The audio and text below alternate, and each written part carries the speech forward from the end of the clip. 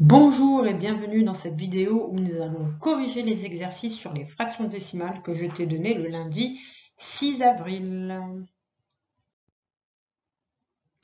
On va commencer par l'exercice numéro 3. Alors, premièrement, on te demandait, trace sur ton cahier un carré de 10 carreaux de côté. Donc, un carré, c'est un quadrilatère, hein, il a 4 côtés et la particularité du carré, c'est que tous ses côtés sont égaux.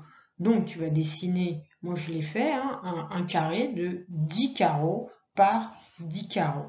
Et tu traces. Puis, on va réfléchir un petit peu, on va prendre de l'avance, on parle de fraction décimale. Tu te doutes bien que ton dénominateur, ça sera 10 ou 100.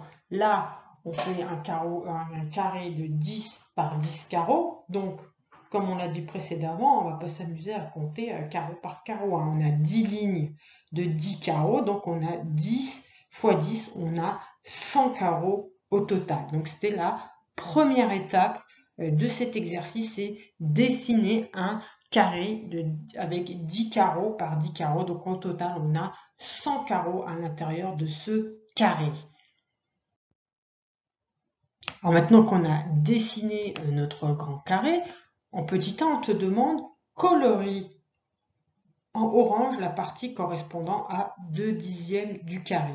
2 dixièmes, déjà, tu entends dixième, tu sais que tu vas partager ton carré en 10 parties parfaitement égales. C'est ce que j'ai mis en violet. J'ai rajouté des rectangles violets.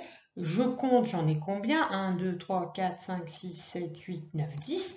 C'est bien, j'ai bien 10 dixièmes, hein, j'ai bien 10 parties parfaitement égales. Alors on me dit que la partie orange correspond à 2 dixièmes, donc je vais colorer deux rectangles, 2 sur 10, 2 dixièmes.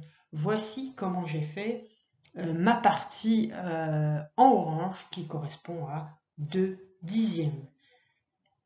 Ensuite, pour la B, on te demande de colorier en bleu la partie qui correspond à 1 centième du carré. Alors tu réfléchis, au départ, notre carré, je t'avais dit que c'était 10 lignes par 10 lignes de 10 carreaux, donc au total, il y en avait 100. Donc 1 centième, c'est 1 carreau sur 100 carreaux au total. Donc tu colories un carré bleu. Tu aurais pu prendre n'importe lequel. Hein. Là, j'ai mis celui-là, mais toi, tu aurais pu prendre n'importe lequel. Hein. C'est comme 2 dixièmes. On aurait pu le faire dans un autre sens.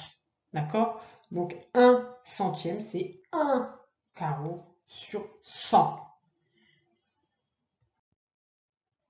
Et pour finir, on demande quelle fraction correspond à la partie non colorée. Alors, il y a plusieurs possibilités. Soit tu t'amuses à compter tous les carreaux blancs, et tu dis, ben, ça fait tant sur 100, ça me fera tant de centièmes. Soit alors tu réfléchis et tu calcules. Moi, j'ai pris cette option. Alors, je sais que ma partie orangée, c'est 10 dixièmes. D'accord? Je sais que 10 dixièmes, c'est aussi égal à 20 centièmes. Comment j'ai fait? J'ai multiplié mon dénominateur par 10, hein, donc 10 fois 10 égale 100, et j'ai multiplié mon numérateur par 10. 2 fois 10 est égal à 20. Donc au total, comment j'ai 20 centièmes ma partie colorée. Maintenant, je vais calculer toutes les parties colorées, totale colorée. Donc je vais additionner le orange plus le bleu. Donc 20 centièmes la partie orange, donc ce que j'ai changé pour que ça soit tout en centièmes, sinon je ne peux pas faire mon calcul. 20 centièmes plus 1 centième qui correspond à ma partie bleue. Quand j'additionne deux fractions qui ont les mêmes dénominateurs, hein, le dénominateur c'est ce qu'il y a en dessous le trait de fraction, donc ici c'est 100, alors j'additionne les deux numérateurs. Numérateur 20 plus 1, ça fait 21. Donc le total de ma partie colorée c'est 21 centièmes. Donc maintenant je vais calculer la partie qui n'est pas colorée. Tu es d'accord que c'est le total, mais sans carreaux, moins les carreaux qui sont colorés. Donc ça me fait 100 centièmes, c'est 1, c'est 100 carreaux sur 100 carreaux, hein, c'est ce que j'ai dans mon carré, moins 21 centièmes, c'est tout ce qui est coloré. Pareil, je peux soustraire deux fractions si les numérateurs sont égaux. Ici, si les dénominateurs pardon, sont égaux. Ici, c'est 100. J'ai 100 centièmes moins 21 centièmes. Donc, je peux faire la différence, la soustraction entre mes deux numérateurs. Donc, je vais faire 100 moins 21. Je fais la soustraction. Donc, ma partie non colorée est égale à la fraction 79 centièmes. Tu peux compter tous les carreaux blancs, tu trouveras cette solution. Alors, pour cet exercice, on te demandait quelle fraction du mètre représente une longueur de 1 cm. Alors ici, je t'ai reproduit 1 mètre. 1 mètre, tu sais que c'est égal à 100 cm.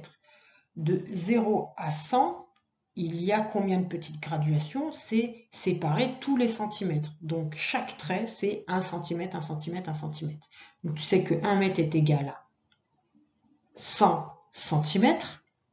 Donc du coup, le rapport de 1 cm sur ces 100 cm, c'est 1 sur 100. Donc 1 cm est égal à 1 centième de mètre. C'est 1 cm sur 100 cm que représente 1 mètre. Pour la question B, on te demandait quelle unité représente 1 dixième de mètre. Ici, je t'ai mis des petites cloches tous les 10 cm. Donc je compte, j'ai combien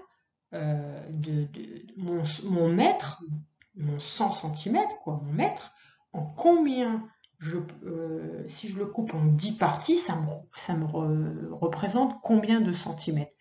Ben, déjà, je vais compter, j'ai bien 1, 2, 3, 4, 5, 6, 7, 8, 9, 10, 10 espèces de petites cloches qui me partagent mon mètre en 10 parties égales, et je vois que ce dixième, parce que je le coupe en 10 parties égales, mon 1 dixième de mètre, ça correspond à 10 cm à chaque fois. Tu vois, 0 à 10, c'est 10 cm, 10 à 20, tu as rajouté 10, 20 à 30, tu as rajouté 10, 30 à 40, tu as ajouté 10, etc. Donc, ce que tu sais, c'est que 1 dixième de mètre, c'est 10 cm. Et 10 cm, on te demande quelle unité ça représente. Je t'ai reproduit le tableau de conversion, on a mis 10 cm. Et je me rends compte que 10 cm, c'est 1 décimètre. Donc 1 dixième de mètre, c'est 1 décimètre. Voilà, la correction est terminée. Si tu as des questions, si tout n'est pas clair, tu peux me contacter sur le groupe WhatsApp de la classe. Je te souhaite une belle fin d'après-midi et à bientôt.